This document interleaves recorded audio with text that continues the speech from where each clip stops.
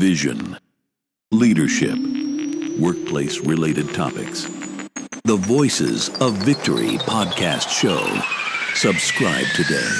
Let's go. Vision, leadership, self-esteem, workplace-related topics. Subscribe. The Voices of Victory podcast show. Voices of Victory. Vision, Voices of Victory. leadership, Voices of Victory. workplace-related topics. The Voices of Victory. Voices of Victory. Voices of Victory. Voices of Victory. It's time for the show. You are now listening to the Voices of Victory podcast show. Ladies and gentlemen, Mario D. Leone.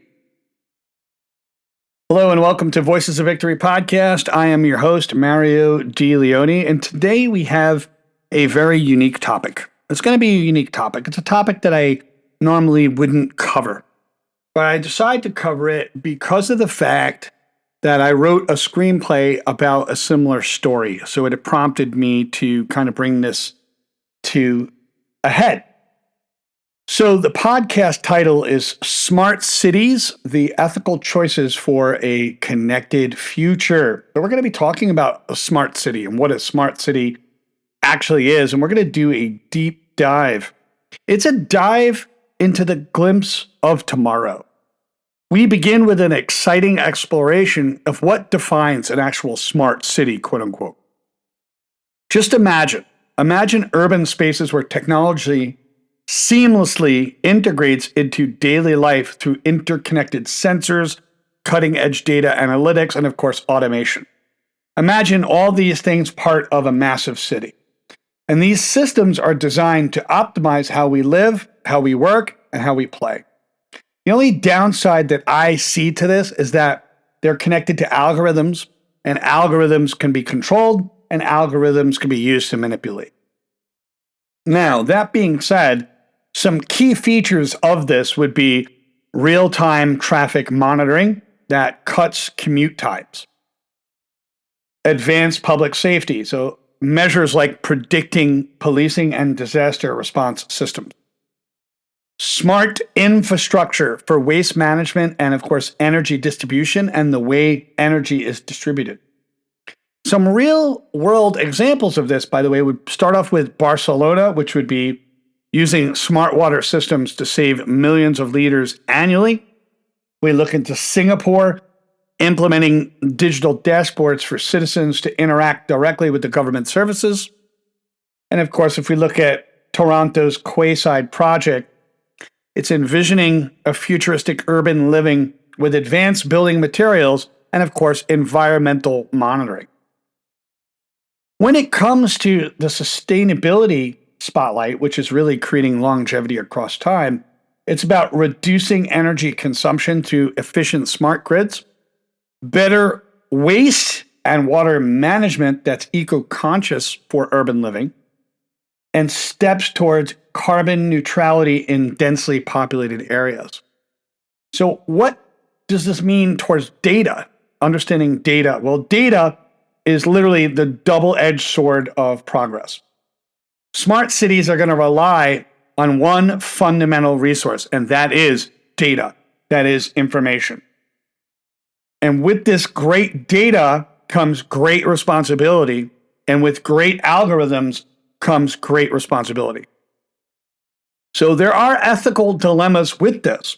Is that surveillance? When does monitoring cross the line into violating personal freedoms? That's what's really important. When it comes to privacy, how much of your personal data is too much? And where do we draw the line between convenience and absolute intrusion? The key challenges to all this is balancing the benefits of data collection with the potential for misuse. Like we talked about, algorithms can be used to manipulate behavior, and data can be tweaked.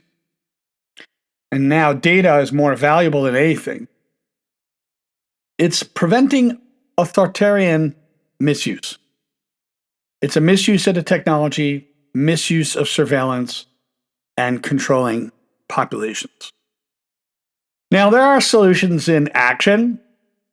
perhaps transparent data governance frameworks that actually create transparency, citizen-focused policies that are going to ensure individuals understand and control how their data is being used, maybe even have citizen-focused boards to help monitor some of these technologies to create transparency.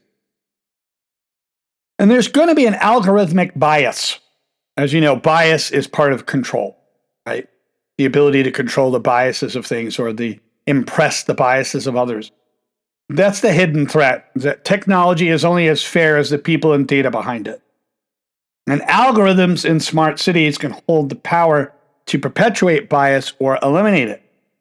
But when we unpack bias, think of bias data as resulting in discriminatory outcomes in law enforcement or job opportunities.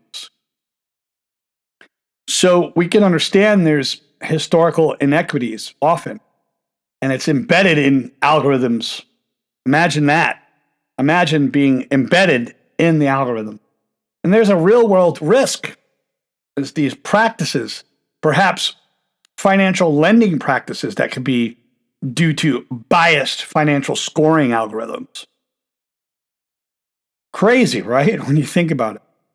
So the call to action with this whole thing is that if smart cities do actually become a thing, we have to advocate for ethical audits of all algorithms and systems.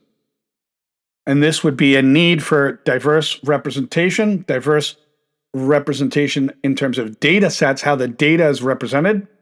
And we have to eliminate certain biases and create solid decision making. So it's about going beyond the hype of imagination, and we got to make smart cities accessible for everyone. And they have to promise innovation, but who gets to benefit? That's the big thing. Is it going to be the kind of digital divide that can actually marginalize, especially those without access to technology? How's that going to look? How's it going to look for the elderly? I mean, let's face it, right now, when it comes to customer service, there are some people that are eliminating phone support and going completely online. And I do believe to some degree that does marginalize the elderly. It puts them in a group that they may not be able to get the help that they're used to. So there needs to be solutions for accessibility. Affordable access to smart devices and, of course, internet connectivity. Universal design principles that are going to ensure that the smart cities tools are user-friendly for all types of people. So it sounds crazy at the end of the day when you use your imagination, but community-driven initiatives to involve diverse populations is going to be the first step in development of a smart city program. So it is inspiring, and it can be an inspiring effort. But if we take a look at some of the efforts around the world, we say programs like India's digital literacy mission, working to bridge that gap between rural communities and digital technology. And there are smart city pilot projects that are incorporating the citizen feedback to prioritize the connections of all individuals and their rights to that stuff. It's truly about shaping the future, but we have to shape the future together. And we are probably going to embrace smart cities at some point, and we must acknowledge the ethical crossroads that they actually present. So where it becomes collaborative, it has to be a collaborative governance. Governments and corporations and citizens need to co-create policies that are fair, ethical, and transparent. So these open dialogues and public forums are going to be all about fostering trust without argument and creating a mutual sense of understanding. We're going to have to work together. And empowering citizens would be educating all the individuals about their digital rights and help them understand the crucialness about their place in the world and how they interact with it. And that's pretty much it. So I hope you as listeners could understand the vision behind this, talking about ethical smart cities, simple steps like advocating for privacy rights or engaging with policymakers It's all informed decisions on the technological advances and how it interacts with the people and how it maintains transparency and trust. That's all for today. I hope you enjoyed this little episode. This was kind of like a fun step into the future as a vision. Have a great day. See you on the next episode.